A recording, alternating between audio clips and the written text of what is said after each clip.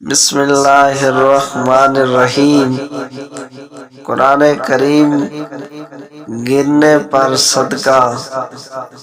مسئلہ: شریعت اسلامیہ نے قرآن کریم کا ادب و احترام کرنے کا حکم دیا ہے، لہذا اگر کسی کے ہاتھ سے قرآن کریم گر جائے تو قرآن کی بے ادبی ہوگی، اس لیے توبہ استغفار کرنا ضروری ہے۔